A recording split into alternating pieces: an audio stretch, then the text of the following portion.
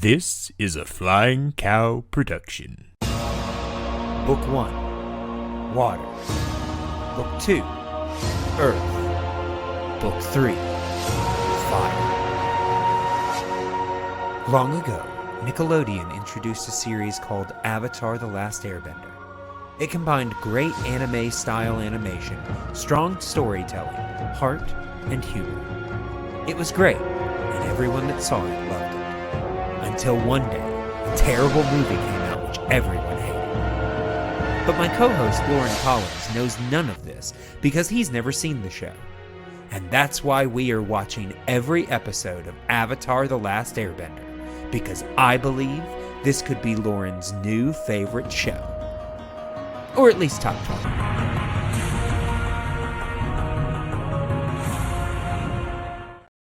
Well, hello and welcome back to Comets and Cabbages here on the Flying Cow. I, of course, am your host, Clay Johnson, the Flying Cow himself, and I do not see a fluffy bunny. Well, my name's Amanda Van Heil, and I rather enjoy papaya. And I'm Loren Collins, and I don't believe in fortune tellers. Okay, all right. Well, yes, we are here, of course, talking about Avatar: The Last Airbender. We are still on Book 1, Water, and we are today talking about the episode, The Fortuneteller, which we'll get into in just a little bit. But before we do that, I wanted to, kind of backtrack to an episode we did not too long ago, where we kept saying the phrase, grumpy monk. At which point, I think it was Amanda that eventually suggested that it sounded like a cocktail. I then offered the fact that I have a friend who, has, knows bartending and has, created mixed drinks in the past. In fact, during the pandemic, he actually did like a video series on Facebook where he showed people how to make various drinks. It was very informative and fun and helpful. But I picked his brain and I asked him, what do you think this cocktail would consist of? And so you trying to start a musical, a song there, Loren? My calculator played an ad. Your calculator? Yes. That's so weird. Do you want to talk about this real quick? Like everything has ads now. I need to know about a calculator with an ad. That's one of those things I never imagined. It's one of the annoying things, one of the little frustrations. I don't know why Apple hasn't fixed this. The iPhone has a calculator app. The iPad does not. So you have to download or purchase a calculator app. That's dumb. Yeah. And I think if I'd paid whatever minor fee there was for 1 year ago, I would just have one that would be ad free. Now, because of the way the ad market has changed, you have to buy, if you want to have an ad free calculator experience, you have to buy a subscription to the calculator. To a calculator? Who subscribes to a calculator? Exactly. So I have a calculator app. I mean, what's part of your subscription? Do they give you a new equation every month? Like you get to keep using it the same way, you get to use Adobe Acrobat if you have an Adobe subscription. So I have a calculator app, but it has ads at the bottom of it, and it plays video ads if you open it up. And that calculator looks exactly like the one on the Apple, it's just a regular old calculator on the iPhone. Exactly. It's like maybe if it were a graphing calculator, I could kind of understand that, but I think there's a graphing calculator. There is. I can make it a. Oh, it's not a graphic calculator. That's just a scientific calculator. I apologize. Okay, yeah. So those are like. But I mean, even the one on your iPhone has different modes. It does have different modes. But no. Sometimes when you open it up, it will just auto play a video ad. Like in this case, for some Monopoly digital video game. Oh, I hate that. So I hate those because most of the time you can't mute those. Also, you can't close them at first. There's literally no X to close the ad at first. You have to wait. You have to listen to some of it. Yeah. So I get to watch it. Give me some Candy Crush ripoff type ad before I can use my calculator. It's annoying. Yeah. Yes. Well, to get back to our original sidetrack from this sidetrack, My friend, like I said, gave me a recipe for his grumpy monk. And I think that we had pitched some ideas. Actually, I think they were all mine. Lemon, bitters, things like that. His has none of those. But I will say I will post the recipe for this on our Instagram account if anybody, or even our Facebook if anybody wants to check it out. I have not yet tried this, but I will give you guys like the basic idea of what's in it. So he actually suggested a coffee-based cocktail, which is why it's in this green mug here, if you can see that. Yeah. It is coffee. It is a hazelnut liqueur called Frangelico. Oh, I love that stuff. It's just a little bit of a cinnamon whiskey, and then a little bit of cream. So I have not tried this yet, so I'm gonna try it right now in front of you guys. It's basically just a fancy Irish coffee, but let's see.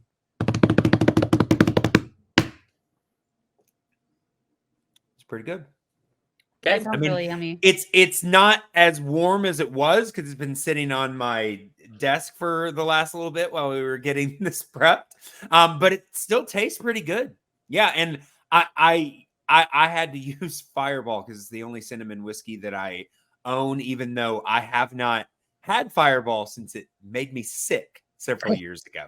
But I figured in a very small amount it might be okay. And honestly, it doesn't affect me at all in this. So. All of those ingredients sound amazing. Those are like all my favorite flavors because I love hazelnut and I love cinnamon. Yeah, and it's it tastes like a coffee, but you also get like that other, but you don't get like the buzz of alcohol. So it's pretty nice. Yeah.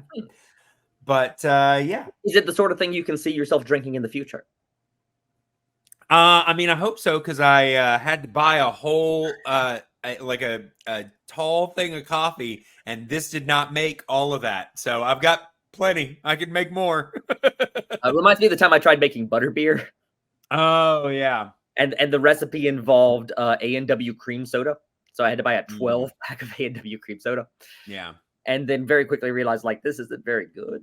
Yeah. Because the butterbeer recipe I had was hot. I will say most of the butter.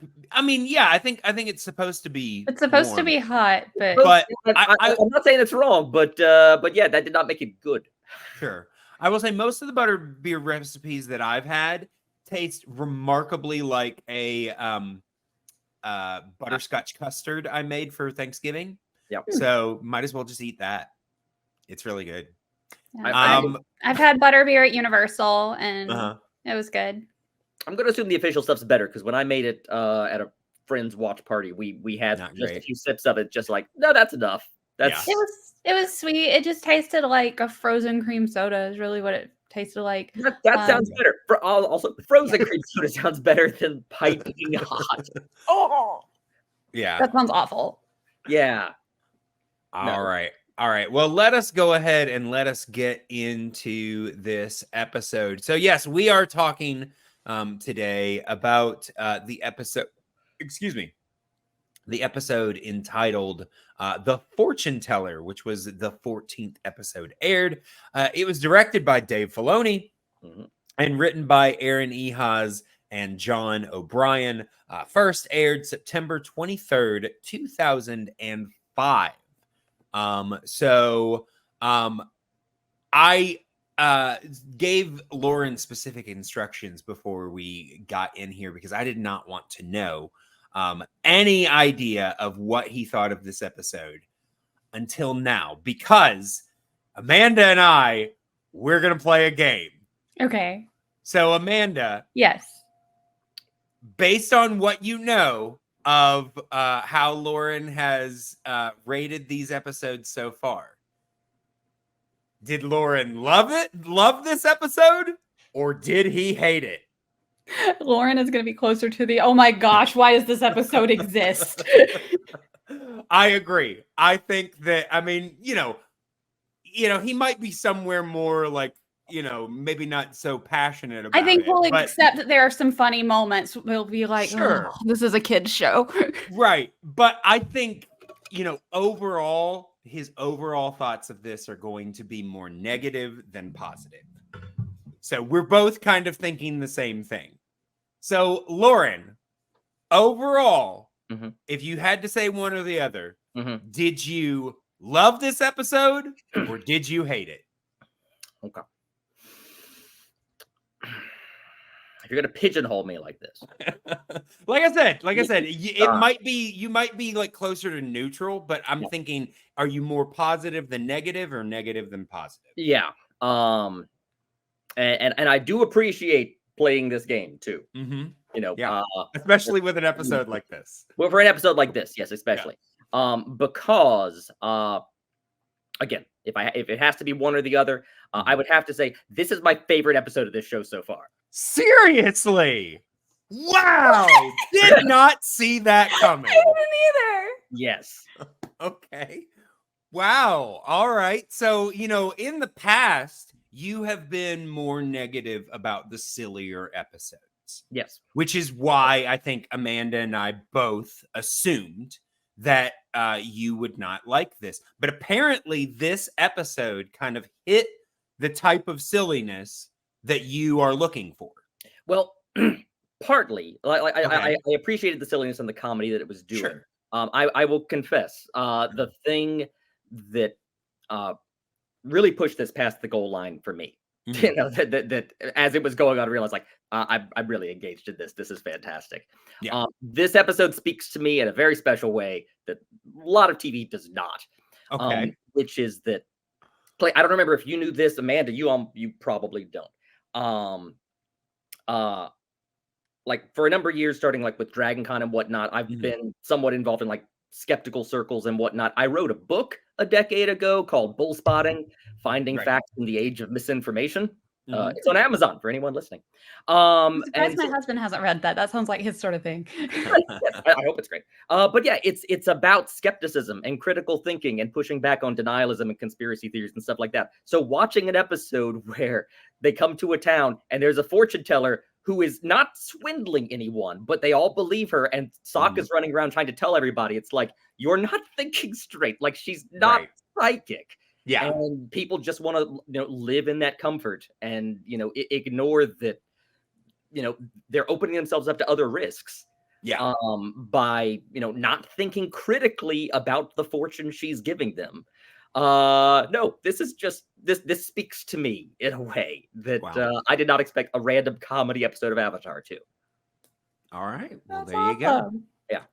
All right. Well, let us go ahead then and let us start breaking down Loren's favorite episode of this show, apparently. Yeah, all downhill from here, to be honest.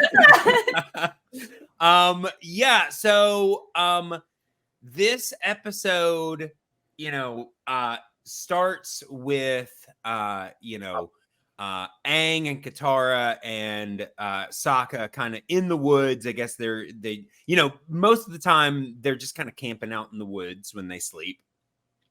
But I will say the first scene that I really remember from this episode is the fact that Sokka looks over and sees this fish jump out of the water. I was rooting for that fish. And this fish, and he's like, those fish are taunting us. And they kind of freeze frame on the look of this fish. He was absolutely taunting. This is a taunting fish. I honestly half expected it to wink. Yeah. It doesn't, so far as I could tell. But yes, this is a picture of a taunting fish. That is a fish with attitude. Yes, this looks like a fish that is about to jump on the shore and do a song and dance for you. Which, Sokka is upset about. He goes and actually wrestles with the fish a little bit. We also see that, Aang has taken the fishing line from Sokka's fishing pole because he didn't think it was Why would he need useful. fishing line? Yeah, no. And he Aang has doesn't eat. He yeah. wouldn't know. He has woven Katara a new necklace. And I will say so much is made of this at this point. And later on you look and I don't think I see this necklace on Katara through at least later episodes. I don't know about if later in this episode. I feel like it never gets seen again. Yeah. Yeah. Oh, But- I happen to have pulled up one of the Avatar wikis here a minute ago, and Okay. the first item under goofs is that the necklace Aang makes for Katara disappears once they arrive at the village. Yeah. just Yeah, never- it's completely gone. It fell off Um, somewhere, yeah. just like her old necklace did. Yeah. But we also in this moment of number one, we are seeing that Aang is caring enough about Katara to, replace the missing necklace. But we also, in the very next shot when she tries it on, see exactly what Aang is starting to think of Katara. Because they show this image of her all sparkly with the necklace on. I will say it's too bad that they did forget to draw the necklace after, because it's not a bad looking necklace. I like that necklace. Like I would wear especially that. with her outfit. It's kind of because it's got a little flower in the middle. It's like a reddish pinkish with her blue, like it really works. But yeah, she's all sparkly and everything. So we before they have hinted that Aang is at least interested in what Katara thinks, but now this episode is letting us know Aang is into Katara 100%. And if we doubted that, just watch the rest of the episode. Yeah, it had really just hinted at it up till this point, but Yes. with one visual shot, it conveyed really that. kind of drives home, Yes. what Aang's thoughts and motivations here are.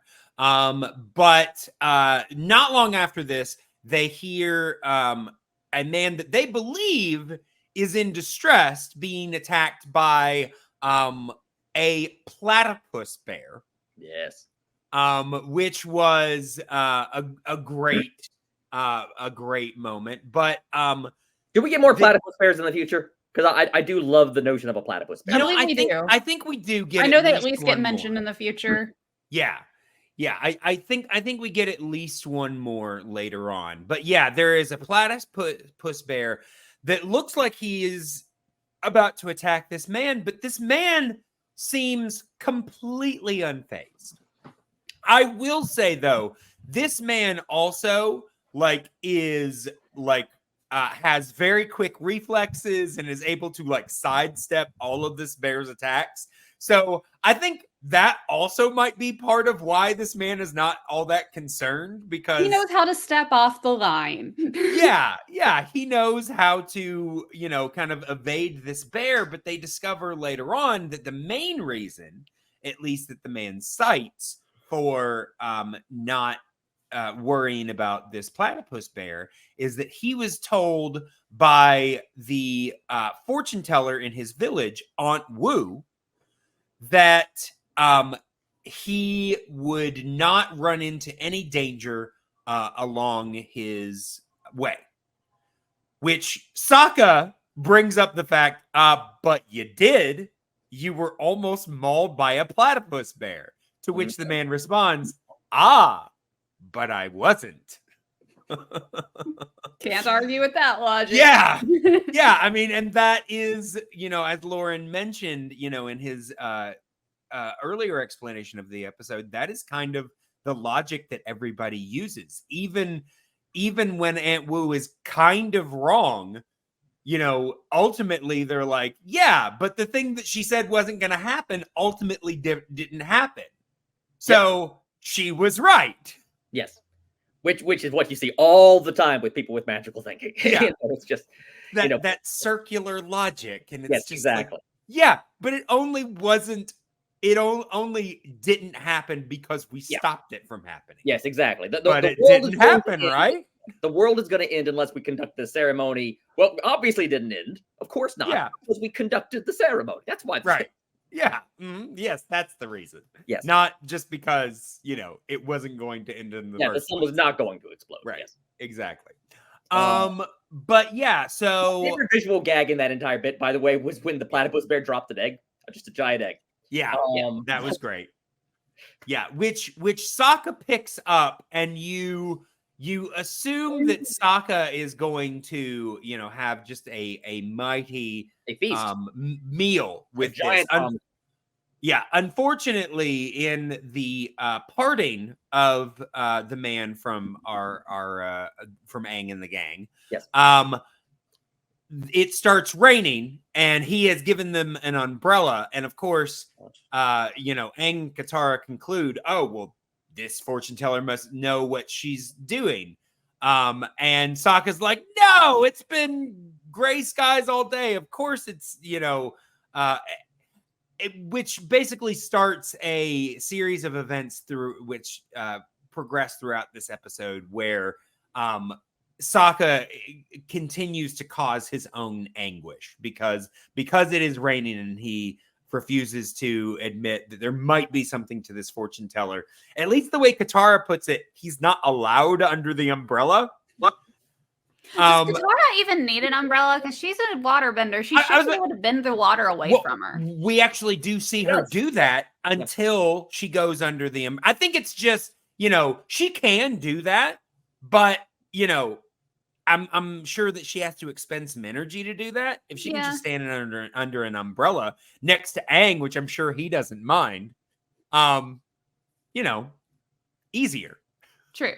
I got curious. I should have looked this up earlier, since literally my first note here was platypus bear, and then bear dropped an egg. So I got curious. What do platypus eggs taste like? Since they're, one of our two mammals that lay eggs. Right. The answer, and it's like there's no Wikipedia page for this, but the answer appears to be what do platypus eggs taste like? It's you should not eat platypus eggs. That is okay. That is unadvised. But remember, but this why is not a can't platypus. This is a platypus bear. It is a platypus bear. I did see. So I would imagine it's very meaty. Honestly, the top answer here, which is I don't know why this one actually gives a taste. It says they're naturally very salty and have a slight aftertaste of flounder. Interesting. So yes, a certain meaty flavor to the egg, I suppose. Yes. Yeah. But no, as well, and also, are platypus endangered at all? Because that might be why you shouldn't eat platypus eggs. Well, that's not why. No, the reason why there are a couple.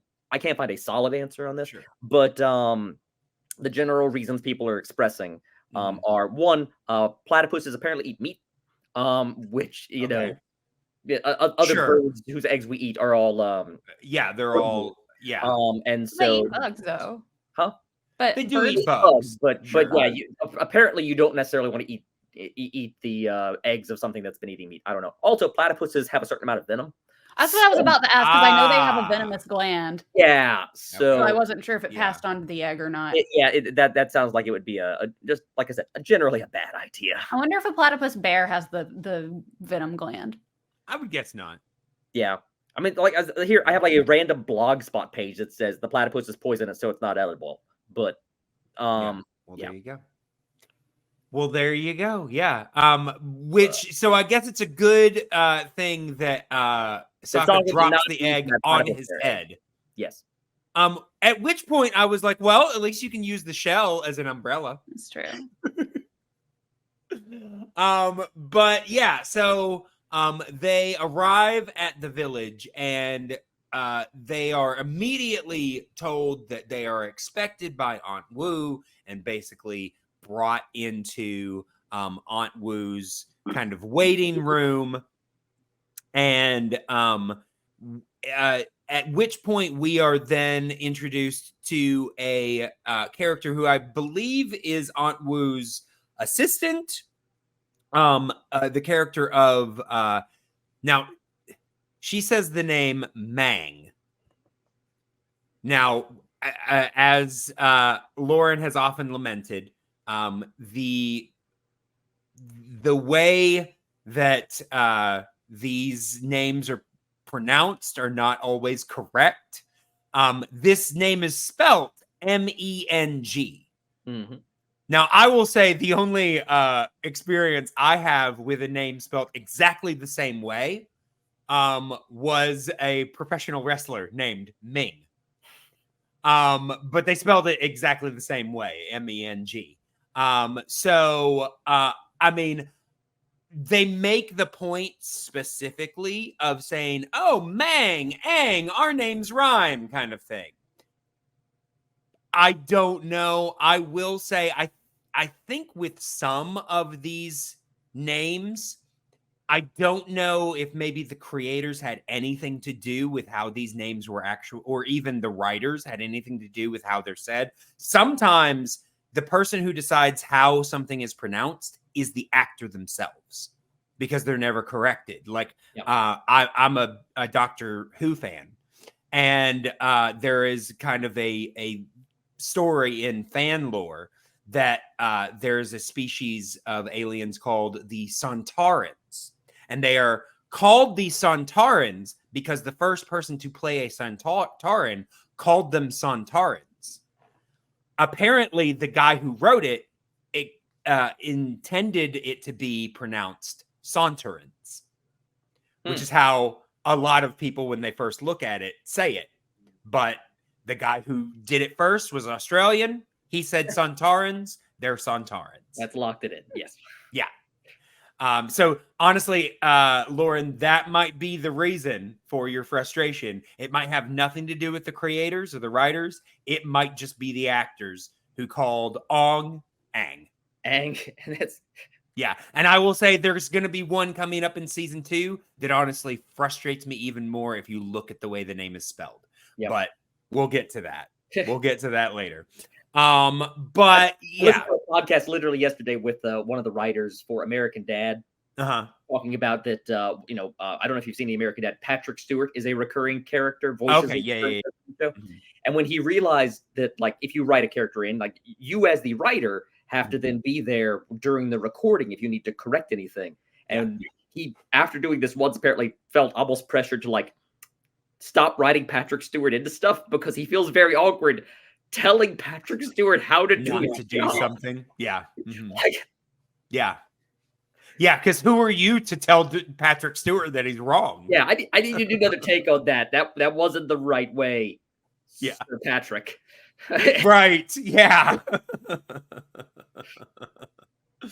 But yeah. So the character of Mang, who we can tell immediately falls for Aang, and she also has a dreamy vision of Aang, although not nearly as convincing. This is her dreamy vision of Aang. Because Aang's just come in out of the rain. He's not exactly in an inspiring mode. But Mang does not seem to care. She is all about Aang, apparently because she was told by Aunt Wu that she was going to marry a man with big ears. Which, I mean, Aang's got decent size ears, but I wouldn't say... I wouldn't call them big. I think they just look big because he's bald. Yeah, and I also wouldn't say that, he necessarily has the biggest ears. So, just because he has big-ish ears does not mean that he's the one. Yeah. He's a kid. He's also definitely not a man. So he can not yet. Yeah. He's a few years away from that. So yeah. But yeah, he will have big ears. I suppose there's probably a very spoiler future in the episodes. We see what they're coming out with a movie about adult Aang, so we'll see. We'll see how big his ears are. Wait, like an animated sequence? Yeah. Mm-hmm. Oh, okay. I mean, technically, we've already seen it in Legend of Katara or Legend of Korra. Yes, but he's like old by then. No, not in the flashbacks we see. Oh, okay. I haven't seen because he's I've only seen little bits of Legend of Korra. Sure, he's past at the time that Korra is actually taking place, but the flashbacks we see are of like middle-aged Aang. Oh, okay. Yeah, gotcha. But yeah, so Katara goes in first to the Fortuneteller, and basically Aang, because he is kind of nervous about what Katara might be told, makes an excuse to, he says he's going to go to the bathroom and basically just goes to kind of listen in to what Katara is being told. And what he overhears is that she is going to end up with a very powerful bender, which of course, he's like, oh, it's a lock. It's got to be me because I'm the most powerful bender around. Which I'll bring up something later on. Very interesting connection from Katara. But at this point, Aang's pretty confident. He feels pretty good about himself. He comes back. In fact, there's a bit, I didn't clip it out, but there is a bit where he comes back and Sokka's like, looks like you had a very productive trip to the bathroom. And Aang's just like, I don't want to hear it. Well, see, and he's like, you know what? Yeah, I don't need that information. But when Katara does come back in, Aunt Wu asks who is next. And we get this clip. Who's next? Okay, let's get this over with. Your future is full of struggle and anguish. Most of it self-inflicted. Yeah. So Aunt Wu calls the shots of basically Sokka, at least throughout the rest of this episode. Because at least in this episode, her prediction is very accurate because just about everything that Sokka does causes his own pain. Is pretty much what he does. Yeah. I mean, this is one of those episodes that highlights that a lot of times Sokka just gets in his own way. It's just kind of the nature of Sokka. Sometimes he's a terrific planner and he is incredibly intelligent. Yes. But sometimes when you're incredibly intelligent, you just your head outthink yourself. Yeah, exactly.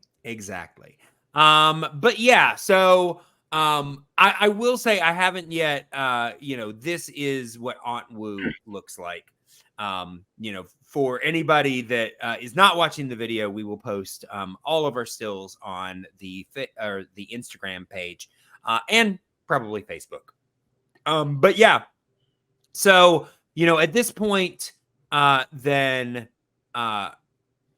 Aang goes and gets his reading from Aunt Wu, and she decides to use the bones. And the bones basically just tell Aunt Wu about the big battle that Aang is going to have. And Aang's just like, yeah, I'm the Avatar. I know this. I know this is going to happen. But what about my love life? I must know.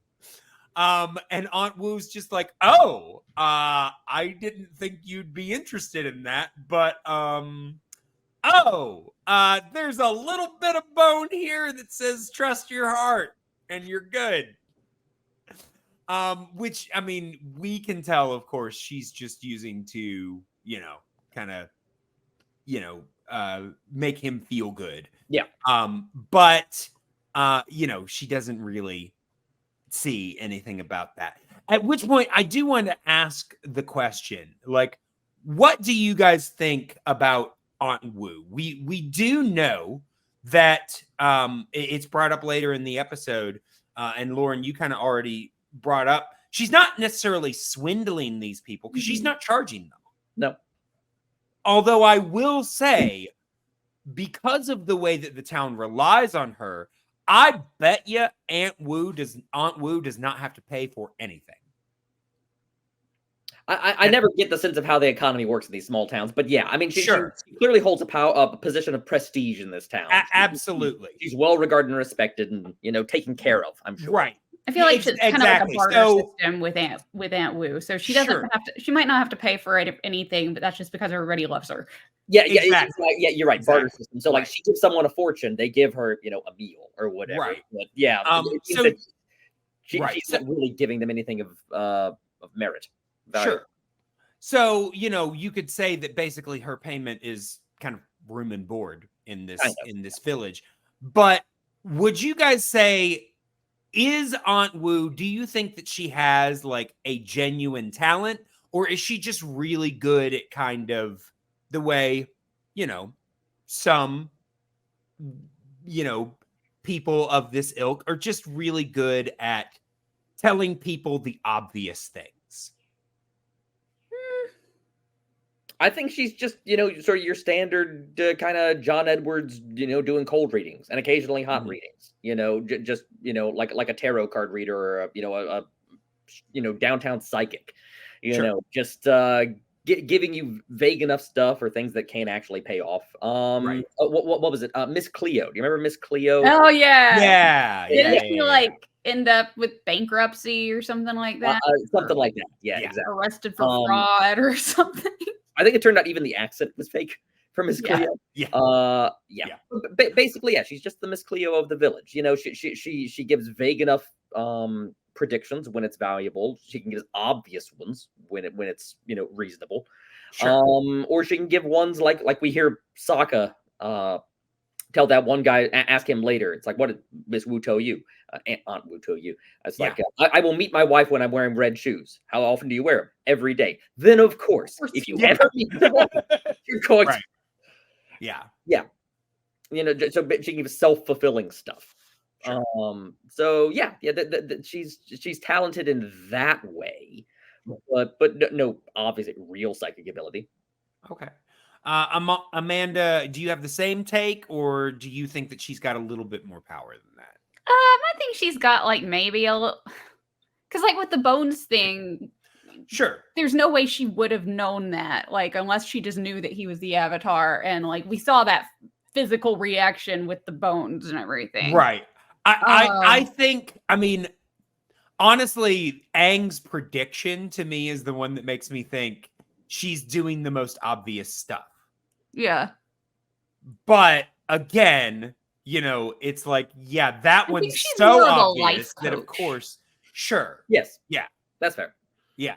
I think you have a point at, the fact that, she even says the bones never do that. So I think that there is like some amount of reality that's peeking through here.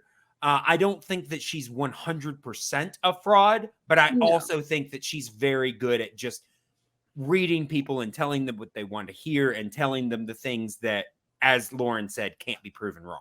Yeah. I mean, and some of it I feel like it's just really good advice that if they follow it, then things will work out. Which, honestly, I've even heard from, real life fortune tellers that basically just say that's kind of what we're here for. We're just kind of there to make you feel better about your own life. Yeah. Yeah. Exactly. That's kind of when you go to like a seance or those kind of readings. You don't want to communicate with someone who's passed on. What you're trying to get out of that is just comfort, insurance, assurance. Not insurance, assurance. Yeah. And people walk away with that comfort a lot of times. Exactly. I will say, obviously, this show is set in a world where a lot of paranormal stuff just exists. Like all of Bending period is, right, amount of supernatural. Yeah, there is an amount of which is why I'm like, there's a possibility that fortune tellers could because of there's a legitimate spirit. Exactly. So, like at the start of this episode, I didn't know what angle the episode was going to take. Sure. Was it going to take the tack that she's real and like Sokka doesn't believe it, and then he's proven wrong? Does it turn out that like he's skeptical, but then it turns out, oh, actually there was he turns people against her, and then it turns out, oh, actually even beyond her own knowledge, like there was truth to the But no, the episode pretty firmly at the end comes down on, Aunt Wu is not a psychic. And never was. The one thing we do get, like you said, is the scene with Aang. By the way, I according to the Wikipedia, that is called osteomancy, a type of pyromancy, which is a sort of a real historical type of fortune telling through bones and fire. Oh, okay, sure, yeah. I was about to say, I've definitely, I think that's something you hear, occasionally in Uh, fortune telling. Let's read the bones kind of thing. It's exactly. Practiced in the Neolithic period and during the Shang and Zhao dynasties in the form of burning or heating oracle bones, Right. which produce cracks, which would be Yeah. read as portents. So yeah, it's Yes. based on a historical pseudoscience. But Right. and even in the context of this episode, though, even if Wu herself is not in any way genuinely psychic, that still leaves the door open that the bones themselves are doing something magical. Right. Yeah. And she's not controlling it, but Yeah. but the spirits themselves somehow, because we literally had spirits show up in a previous episode. Yeah. They could be manipulating the bone somehow to try to send some message towards Aang. Right. Yeah. Even if she can't, like I said, cause it or accurately interpret it. Sure.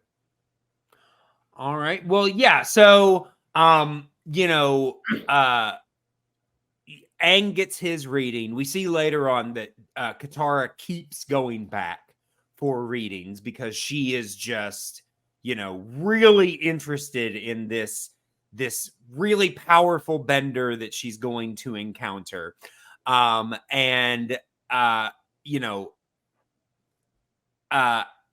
is, trying to kind of look for angles to kind of impress Katara. Meanwhile, we are introduced to the fact that the village basically is built right underneath a giant volcano. Yeah, an active one at that. That Not even a was a dormant good. one. Yeah, that was good city planning. Yep. Should we build under the volcano or not? Right. There we should. Also, Yeah, very fertile ground under the volcano. As we see later in the episode too, is like there's some methods you can take to like divert the lava when it comes down. Right. Should we build those kind of yeah, it would have been nice to already have those in place. Yeah, just have them there. Right. Wait. Right. But yeah, so apparently we get told by the same guy that we met earlier, platypus guy, that used to, they had a tradition every year of going up to check the volcano to make sure that it was still safe. But now that Aunt Wu's moved into the village, they, as he says, have a tradition of not doing that. Which I'm like, it's not really a tradition. Just, you don't do anything. Basically their tradition now is that Aunt Wu reads the clouds to foretell whether or not the volcano is going to destroy the village. And of course, it never does. Yes. No, yeah. I mean, that would be bad for business for Aunt Wu to be like, the volcano's going to destroy the village. Yes. I mean, again, as you said, it might actually have been better active planning for Aunt Wu to say the volcano is going to destroy the village unless we build a giant volcano wall. Yes. Something like that. Yeah. Oh, no, that's where you were going with that. I mean, that would be Aunt Wu actually being practical. I was thinking in terms of just like, we absolutely, the volcano is going to blow unless we do this. And by this, I mean, please give me all your, right. Yeah. But again, I don't see Aunt Wu as a predator. Okay, I think she honestly means I don't well. see. Right. Exactly. Yeah. I think that she genuinely honestly, I don't think that she even sees herself as giving false information. Oh, I don't think she is. Exactly. No.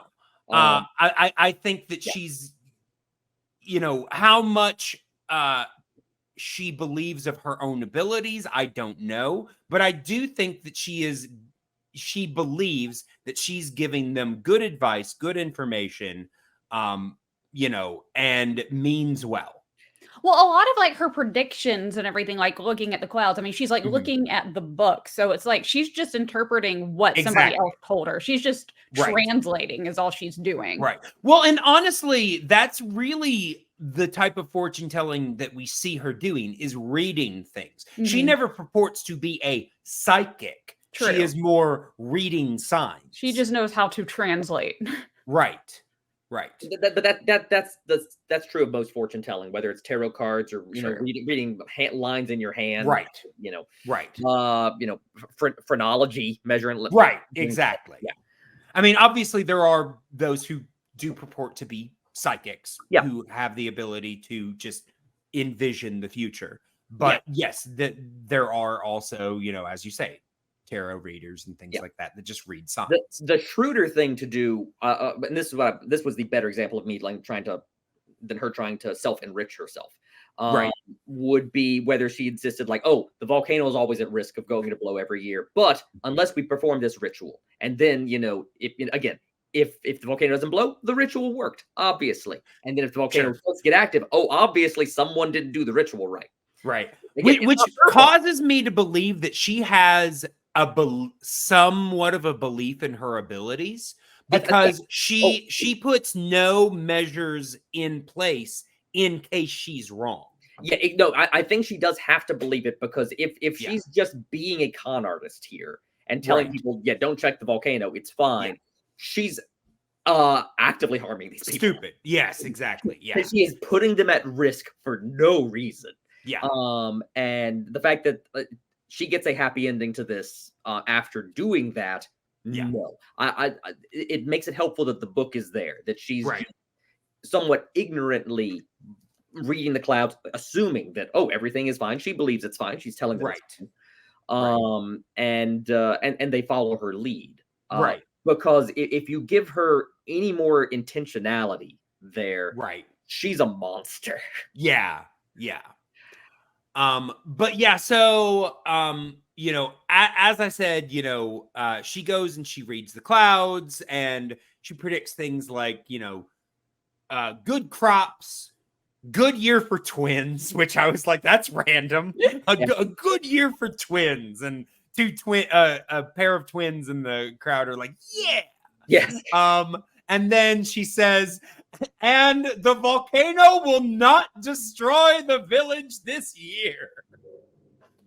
Which I'm just like, okay, that's good. Yeah. But at this point, Sokka starts kind of, trying to get the villagers to think critically about Aunt Wu. And as you said, he starts questioning the villagers and, like the red shoe guy, how often do you wear the red shoes? Every day. Yeah. Oh yeah. I got a picture of that guy. Yeah. Yeah. Cause that's just, that's so gross. That's so gross. And it makes me wonder, what was the fortune that Aunt Wu told him? Like, did she say that calamity would befall him on a day that he bathed or something like that? Or like good fortune would fall on him on a day that he didn't bathe? Like, what is the thing that he's trying to get here? Yeah. But yeah, he's disgusting. At the very least, I would imagine that at least some people in the town would be like, hey, Aunt Wu, can you tell this guy he can take a bath, please? I appreciate seeing him too, because at least I appreciated seeing that when it came up in the episode, because he illustrates something we don't necessarily see outside of the volcano context, which is someone who is technically being harmed by these prophecies. Right. He seems happy enough, but man, she is actively making his life worse by and everybody else around him, and the people who have to be around him. Yeah. Right. But it doesn't seem like, you see in that photo, he seems very well adjusted and very happy, which makes it seem like nobody is shunning this man for not bathing. Maybe they should.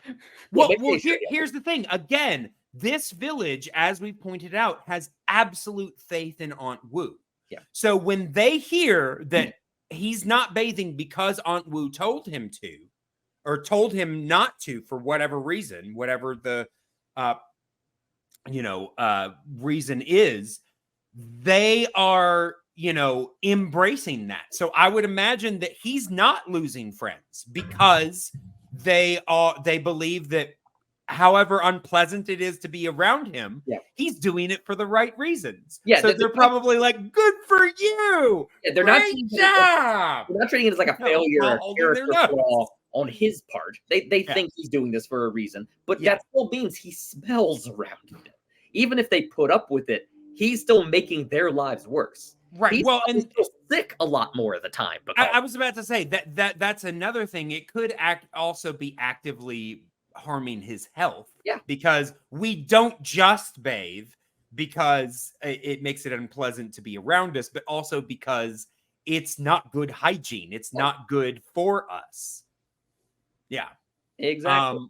By the way, right before this, there was one of the lines I liked, which was actually there were two bits I liked right before this. When they were talking about the clouds, I just like the two particular comic beats of it.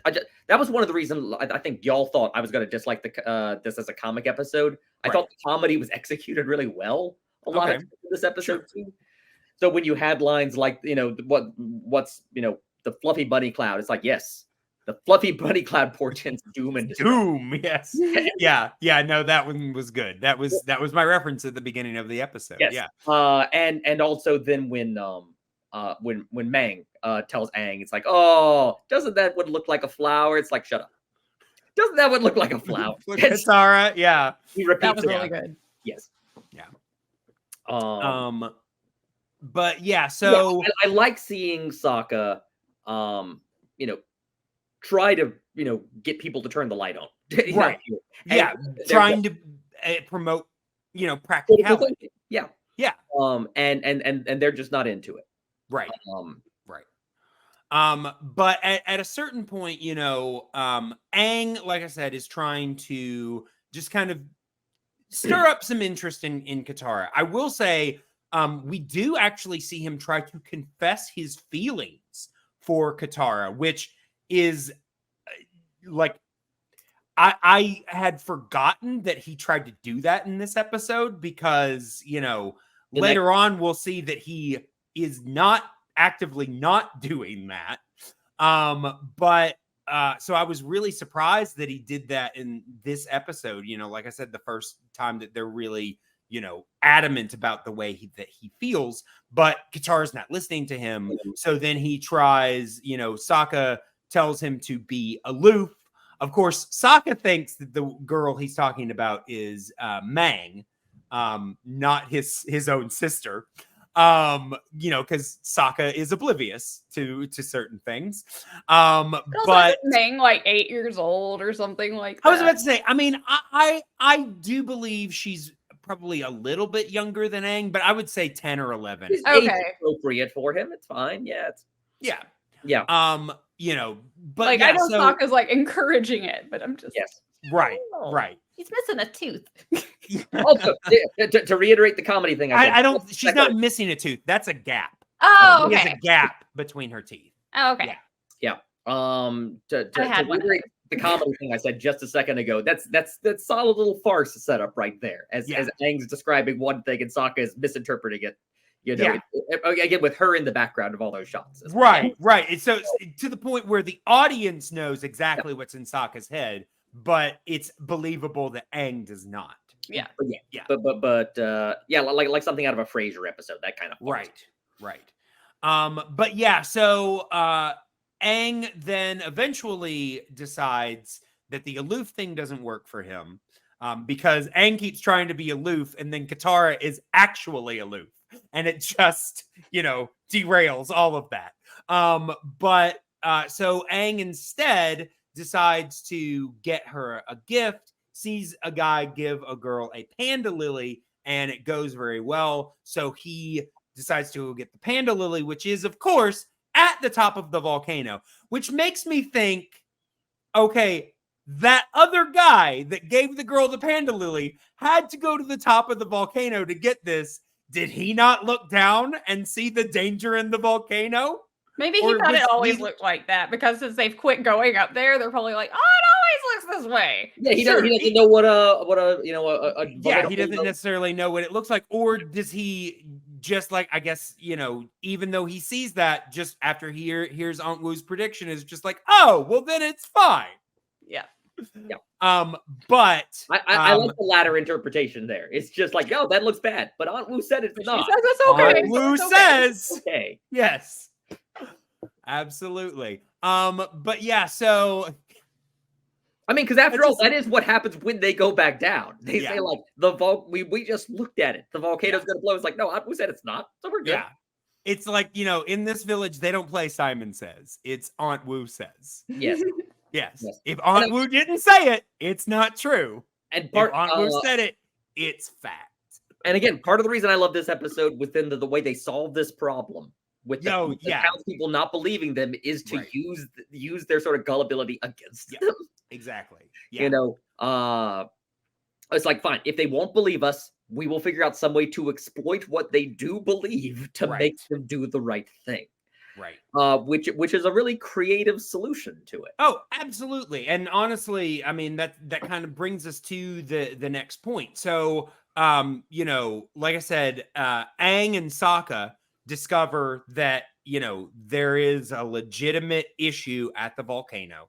They try to tell the town, but you know, we could have guessed they're not going to believe because Aunt Wu said, therefore it's fact. It's, you know, so they decide that they've got to get Aunt Wu on side. So the only way to do that is to basically get the clouds or something that Aunt Wu is going to read to, you know, tell, you know, of the impending doom. So, Aang does go looking for Aunt Wu's cloud book, and he finds Mang, who finally is just like, you don't like me, do you? At least not in the way that I do. And he's like, oh, no, sorry. We get that little bit. You know, which, I mean, I will say there, you know, and she even admits, you know, that she's been stalking him, which is why she knows that he, you know, needed the book. But I think that this scene is done pretty well because, you know, obviously, Aang, even though he was really bad at being aloof with Katara because he actually cared about her, he was really good at being aloof with Mang because he just didn't consider, he didn't think, you know, and, you know, that just, unfortunately, you know, was the way that it was. But again, I think that the majority of the reason that Mang was interested in Aang was because of the prediction. Had she not gotten that prediction of big ears and she'd recognized big ears with Aang, do you guys think that she would have actually been interested in Aang? Not in the same instant. Like, at least not that instant. Yeah. Yeah, that immediate connection. I really think that it all had to do with Aunt Wu's prediction. But she does give Aang the cloud book. Yeah. I like that. Means that Mang knows that they fake the clouds and doesn't say anything. I like that scene too because it's just handled like unusually maturely. Like, but an 8 and a 10-year-old they're just having a real conversation about how they feel about each other and how they don't feel about each other. Yeah. Which again, for a cartoon, I might normally expect it to resolve in a different way, but no, they just talk it out. Yeah, which is they handle it way better than people grown ass adults in real life. Yeah, exactly. But yeah, so you know, basically Katara and Aang go to fake the cloud for impending volcanic doom. Mm-hmm.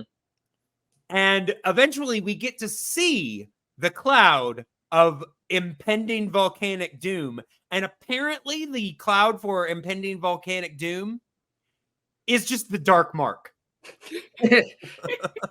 I saw this and I was like, so apparently everybody in Harry Potter is going to get destroyed by a volcano. Yeah. Because that's really what that looks like. If that's the formation, I'm not sure why you need a fortune teller to tell you a giant skull. I was about to say, if there's a giant skull on the side, I could mean. Yeah. It means great year for twins, right? Yeah. Although looking at it too, I also get the sense of why she hasn't predicted any volcanoes lately, because how often does that happen? Yeah. Normal cloud cover, everything's fine. Skull in the sky. is what it takes to be like, yeah, we're in danger. Yeah.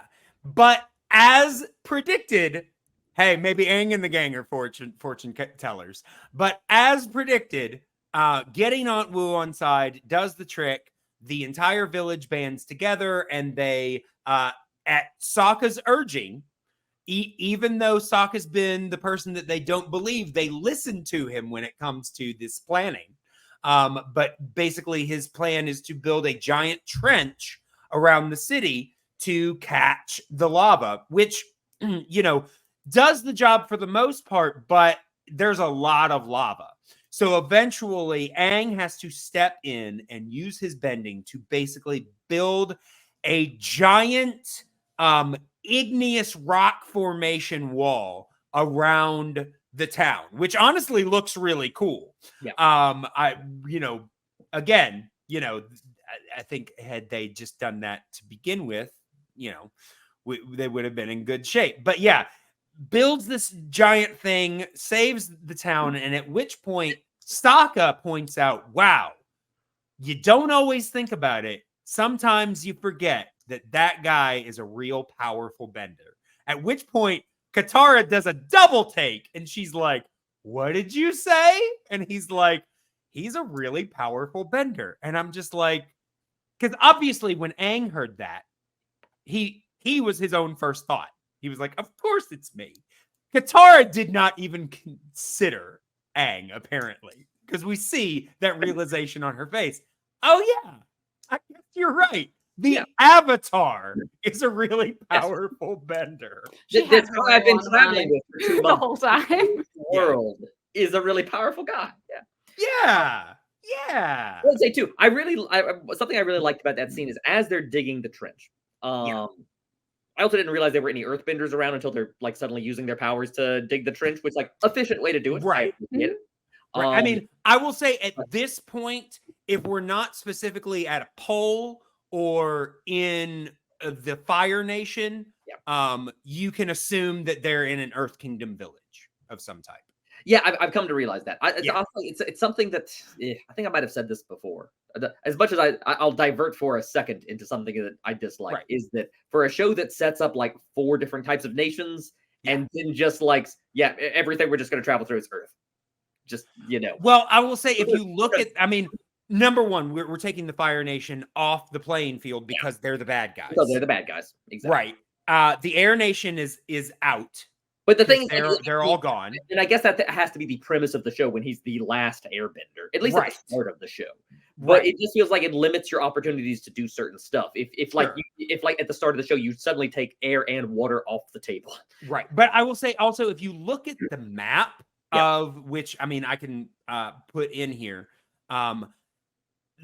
like the Earth Kingdom is the large mass. Yeah. In the the Water Tribe is just the top and the bottom. Yeah. The Fire Nation is off to the side. They're not going to go through there anyway. And the Earth Kingdom is this giant mass. So it just kind of makes sense. All right.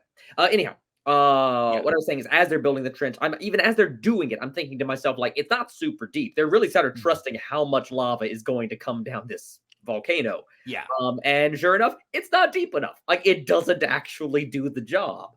Well, they only have so much time. They have so much time, and they don't necessarily know how much lava is going to come down this mountain. Yeah. They're trying to do their best job, and the thing is, they don't do it well enough. Like it's a they tried their best, and it wasn't it. And then Aang gets to show off, like you said, just how powerful he is in a pretty great little epic use of his powers. And again, in the same way as sort of the cloud thing was earlier, a creative use of his powers. Yeah. So it was just a nice little action scene there. That showed how their efforts failed. Aang still manages to save the day through quick thinking on his part. Right. Yeah. All right. And then, of course, at the end, Sokka is like, well, surely you guys all now know not to rely too much on Aunt Wu. And of course, they come back to, but Aunt Wu was right. Yep. The village was not destroyed by a volcano. Yep. Exactly. Yeah. They have learned enough. No, absolutely not. But was there I will say there are there's another couple of bits here that I do have in my notes. There's a bit where, Aang kind of realizes that Aunt Wu was kind of just making him feel better in her prediction that there was nothing about love. And she's like, yeah, there wasn't, but can I tell you a secret? You kind of make your own destiny. So I wrote down, I was like, oh, so Aunt Wu kind of discredits herself a little bit. Yeah. I mean, I think, again, she never purports to like actually have visions of the future. She just reads signs or whatever. But, she still admits that, whether I see something or whether I don't, you kind of hold the future in your own hands. Yep. Kind of thing. But the other thing that I noted is that they immediately get on Appa, and I think I asked this question earlier in the series: do we ever see Katara drive Appa?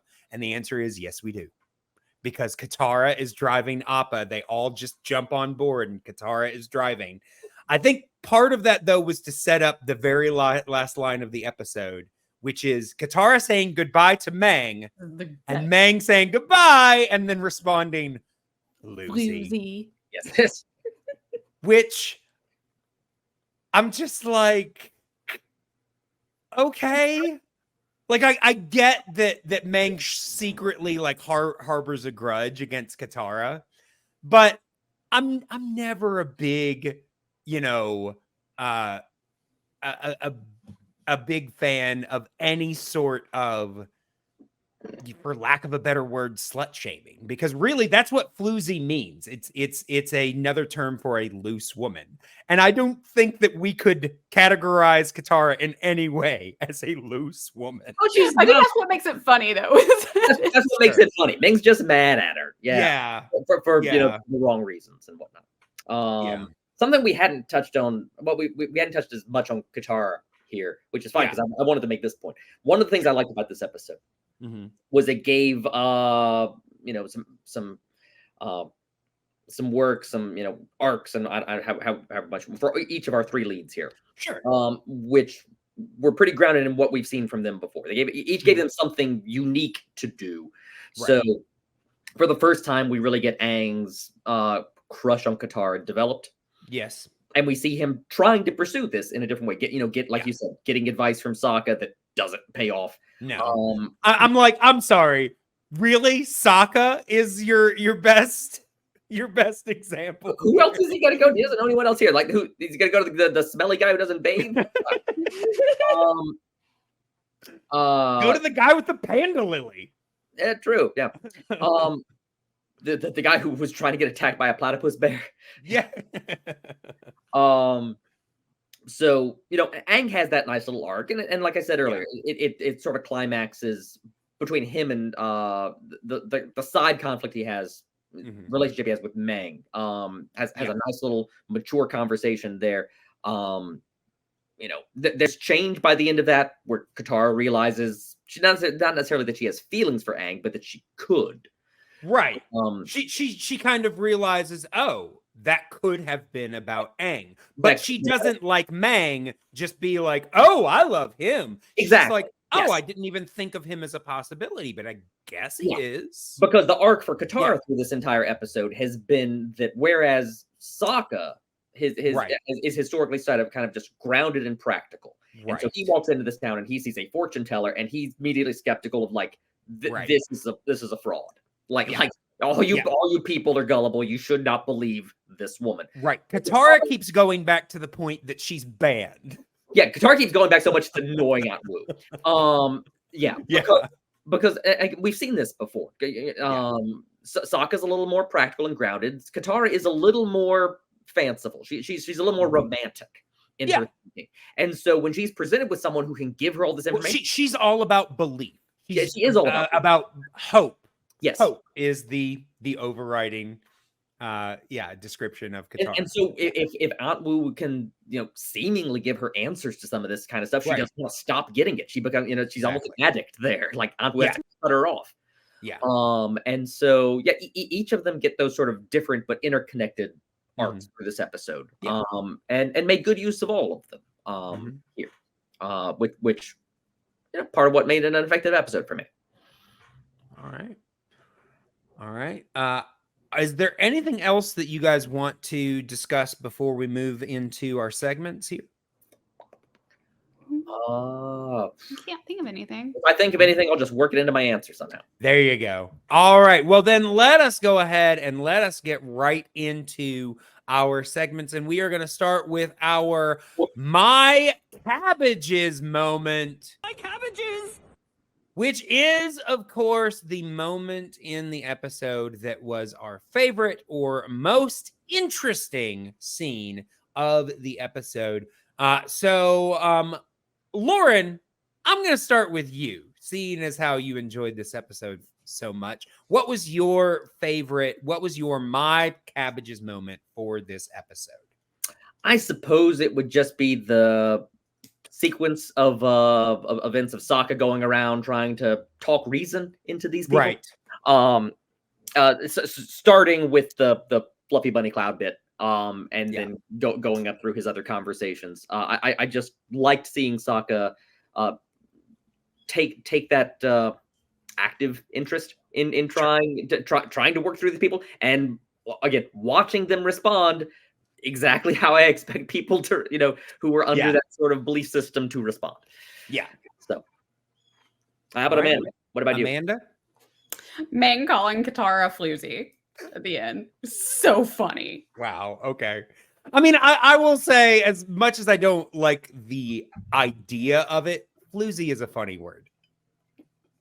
Yes. Of all of the synonyms that they could have used there, I think floozy is one of the floozy is a funny word. Yeah, it's one of the most playful. Yes. That they could have chosen.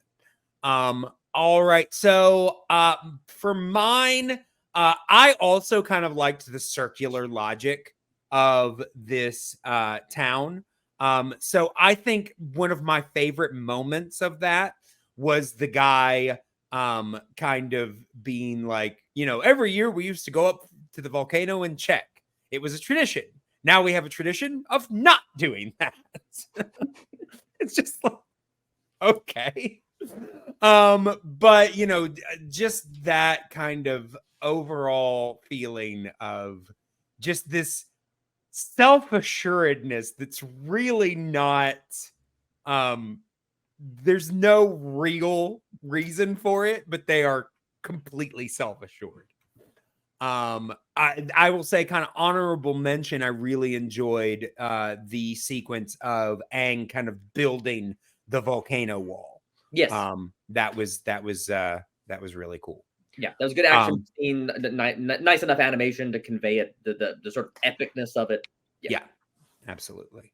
All right, well then now it is time to present our Mako Award. This is, of course, presented to our favorite or most interesting characters for the episode. So, Amanda, we'll start with you on this one.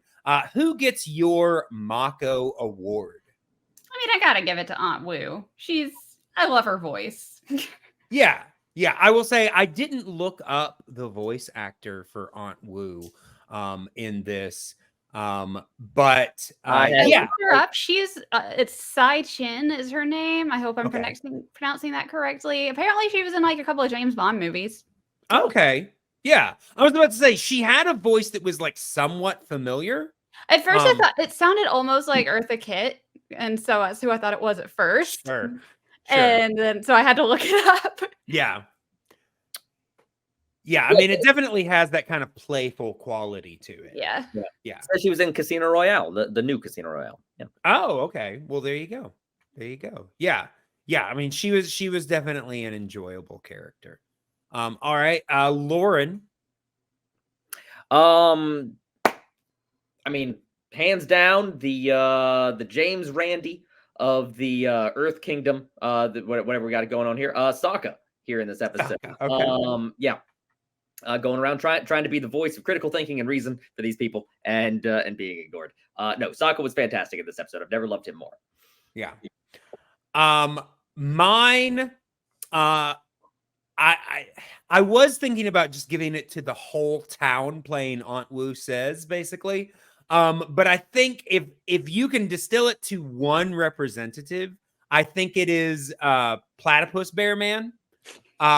The guy that just he's kind of the poster boy for this circular logic of, yes, but Aunt Wu said it wouldn't destroy the village, and it didn't.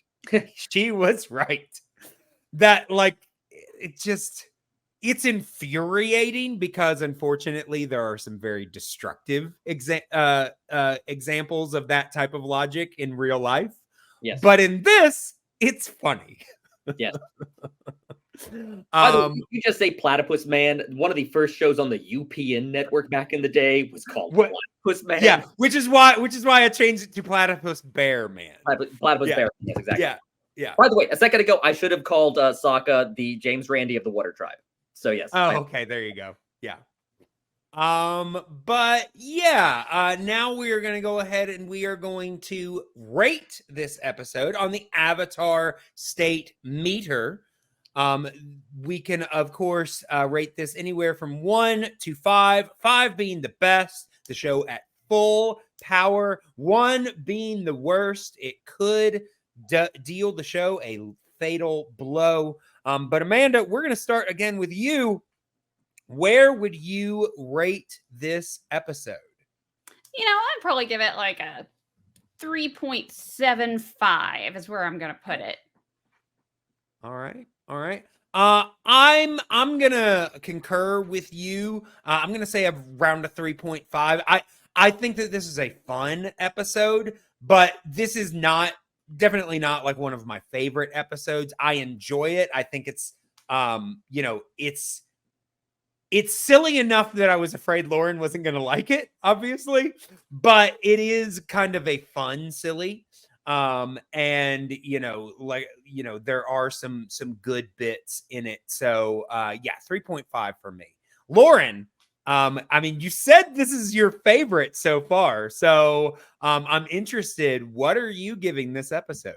I'm darn tempted, honestly, to give it a 5, just to sort of undermine your estimations from the beginning. And honestly, the only thing keeping me away from that is just to reserve a 5 for just where I just totally love it. Like it just blows my socks off. Probably something that's a little more actiony, given the scope of this show.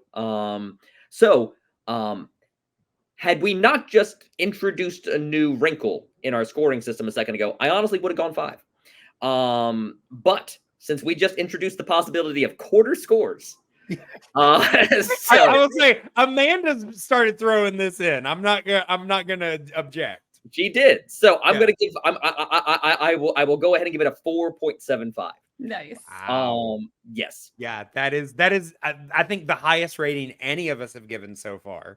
It might be definitely the highest one you've given. It's definitely the highest. I think before. Only the second time that you have rated this episode higher than we have. I believe you're probably right about that. Yes. Yeah. No, I kind of want to approach the scoring system. I think it was the Onion AV Club years ago when it would rate TV shows or movies, like avoided giving A+ to stuff. Sure. Like they would give out A's, but like A+ are for like really just transcendent material. Right. And so like that's kind of what I want to hold off on giving a 5 to anything just because of that. Sure. But nope, this is the next best thing. 4.75.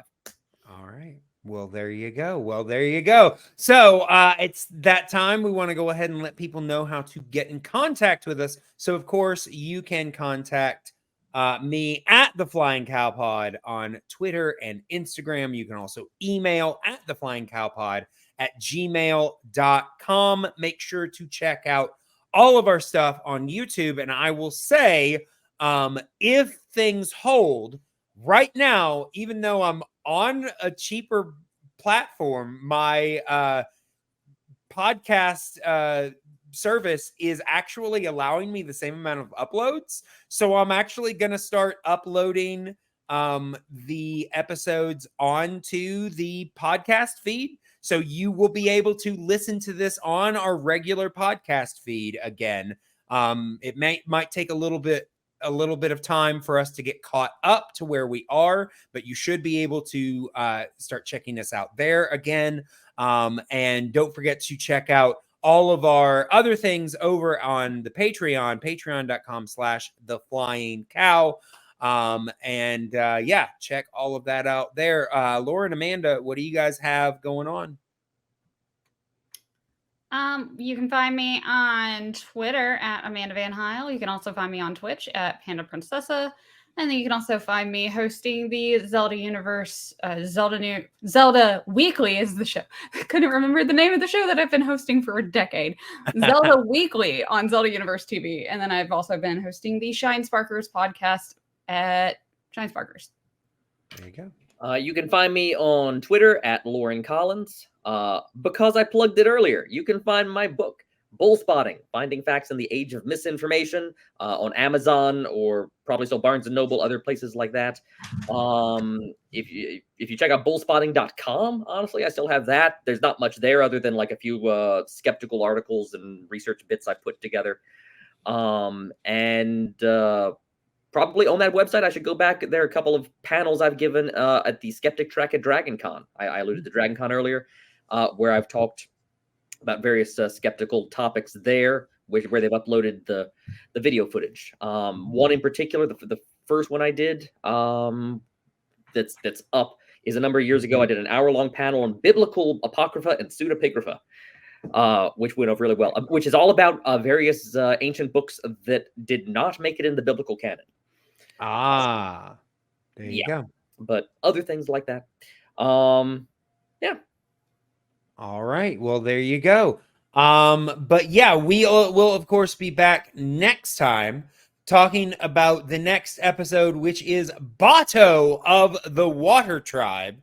So make sure to come check that out. But until that time,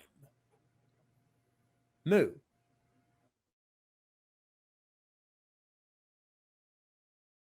Mm.